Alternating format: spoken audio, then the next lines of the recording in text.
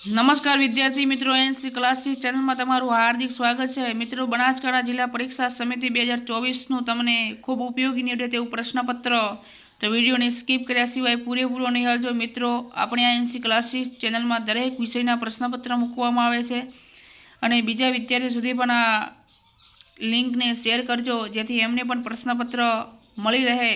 અને જો તમે અચૂકથી આ ચેનલમાં નવા હોય તો પ્લીઝ આ ચેનલને સબસ્ક્રાઈબ કરવાનું ભૂલતા નહીં. ચાલો તો આપણે સમય ન બગાડતા શરૂઆત કરીએ. રિક્ષામાં ઓછો ધુમાડો જે સ્મોક કરે એવા ઈંધણ તરીકે વપરાય છે તો CNG આવશે. લીલાના મમ્મી ગામડામાં રહે છે, તેઓ ચૂલા પર રોટલા બનાવતા ઈંધણ તરીકે શું ઉપયોગમાં લેતા? લાકડા આવે મિત્રો. શું આવે? લાકડા જ આવે. એ તમને પણ ખબર, દરરોજ તમે જોતા પણ હશો, ચૂલામાં જોવો છો ને વિદ્યાર્થી મિત્રો? તો કોમેન્ટમાં જણાવજો. શ્રીનગરમાં આવતા પ્રવાસીઓ શાનામાં રહેવાનું વધુ પસંદ કરે છે? તો એ હાઉસબોટમાં વધારે રહેવાનું પસંદ કરે છે. ધનુના ગામના લોકોને લોન કોણ આપે છે? મુકાદમ આપે છે. મિત્રો, તમારે હતા યોગ્ય શબ્દ અને ખાલી જગ્યાઓ પૂરવાની છે. ઘર બનાવવાનું હોય ત્યારે તેની ડિઝાઇન, એનો પ્લાન આર્કિટેક્ટ્સ તૈયાર કરી આપે છે. જે એન્જિનિયર હોય છે એ તૈયાર કરી આપે છે. આર્કિટેક્ટ્સ અહીંયા લખેલું છે આપણે. કપડાને ઇસ્ત્રી કરવાનું કામ કોણ કરે છે? ધોબી કરે છે. પક્ષીઓના અવાજોને કલરવ ખાલી જગ્યા કહેવામાં આવ્યું છે. તો જવાબ આપણે બોલી ગયા છીએ, કલર આવશે. કપાસમાંથી ખાલી જગ્યા તો રૂ મળે છે. સૂર્યમણિનું ગામ ખાલી જગ્યા રાજ્યમાં આવેલું છે તો ઝારખંડ. ગુજરાતનો સૌથી ઊંચો પર્વત આવડે વિદ્યાર્થી મિત્રો, કયો છે? ગિરનાર. હવે વિદ્યાર્થી મિત્રો, તમારે ખરા ખોટા છે.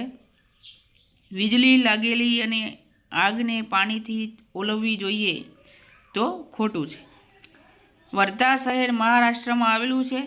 રાઈટ, આવેલું છે. મોટાભાગના જોડિયા બાળકોના ચહેરા પરસ્પર મળતા આવે છે. મગફળીનો પાક એ રવિ પાક ગણાય છે તો ખોટું છે. હવે મિત્રો, બંધ બેસતા જોડકા કોણ શું બનાવે છે એની વાત કરી છે, બરાબર? તો આપણે કંદોઈ છે, એ કંદોઈ મીઠાઈ બનાવે છે. કુંભાર તો માટલા ઘડે છે. ધોબી તો કપડાને ઇસ્ત્રી કરે છે, કપડાં ધોવે છે. અને પશુપાલક ગાય અને ભેંસ. આ મિત્રો ખોટું અહીંયા લખાઈ ગયું છે એમને એમ. પ્રશ્ન 3, કુદરતી આપત્તિ અને માનવ સર્જિત આપત્તિની વાત કરવામાં આવે તો એ પણ તમને જાણો છો. કુદરતી એટલે ભગવાન નિર્મિત આપત્તિ આવે છે. ધરતીકંપ છે, જ્વાલામુખી છે, પૂર છે, સુનામી છે, પુષ્કળ વરસાદ છે, વાવાઝોડું છે, દાવાનળ વગેરે કુદરતી છે. અને માનવ સર્જિતની વાત કરવામાં આવે તો યુદ્ધ છે, રોગચાળો છે, કોઈને ધક્કા મારવા, મુક્કી કરવી, ઉલ્લડ કરવું એટલે યુદ્ધનું કરવું, બરાબર? એ જ. અને આતંકવાદી હુમલા, કોમી વગેરે. હવે માગ્યા મુજબ અનાજ તો ઘઉં અને બાજરીના 2 નામ લખ્યા આપણે. બંને અનાજ છે. કઠોળની અંદર મગ અને ચણા આવશે. ખેતીના સાધનો તો પાવડો અને દાંતરડું આવશે. શાકભાજી ટામેટાં અને મરચાં આવશે. હવે વિદ્યાર્થીઓ, તમારે એક વાક્યના પ્રશ્નો. જમીનમાંથી મળતા પેટ્રોલિયમમાંથી આપણને શું મળે છે? તો પેટ્રોલ, ડીઝલ, કેરોસીન, ઓઇલ, વિમાન અને ડીઝલ. તાશીનું ઘર કેવું હતું? 2 માળનું અને પથ્થરોનું, દિવાલોનું અને ગારાનું બનાવેલું હતું અને ચૂનાના જાડા સરથિયાનું લીંપણ કરેલું હતું. સુનામી એટલે શું? સમુદ્ર કે મહાસાગરના પેટાળમાં ધરતીકંપ આવવાથી મોટા મોટા જે મોજા જ્વાલામુખી ઉત્પન્ન થાય તેને સુનામી કહે છે. હૃદયના ધબકારા સામાન્ય કરતાં ક્યારે વધી જાય? વ્યાયામ કરીએ, દોડીએ અને રમતો રમીએ ત્યારે. ગાંધીજી શાના આગ્રહી હતા? સ્વચ્છતા અને સફાઈના બહુ આગ્રહી હતા. ખેતીને સંબંધિત ઉજવાતા કોઈ 2 તહેવારોના નામ. એક તો અષાઢી બીજ ચોમાસામાં આવે છે અને એક લોહરી શિયાળામાં, જે 13મી જાન્યુઆરીની વાત કરી છે એ મિત્રો પંજાબની વાત છે. મિઝોરમની આજુબાજુ કયા રાજ્યો છે? તો 3: ત્રિપુરા, મેઘાલય, મણિપુર. આપણે પરિસ્થિતિમાં શું શીખીએ છીએ? બાબતો અને કૌશલ્યો. ધનુના પિતા શેરડીની ફેક્ટરીમાં શું કામ કરે છે?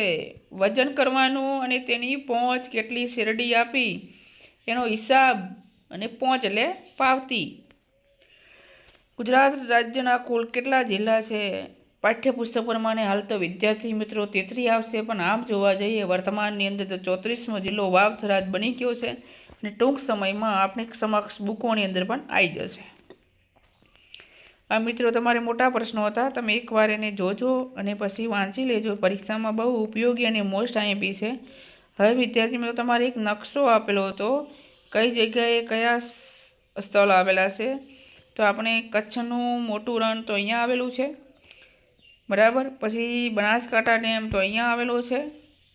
આ બધું આપણે વિદ્યાર્થી મિત્રો ગુજરાતનું જ છે. અમદાવાદ અહીંયા આવેલું છે. પછી પાવાગઢ પર્વત અહીંયા આવેલા છે, અને રાજકોટ જે છે એ રાજકોટ અહીંયા આવેલું છે.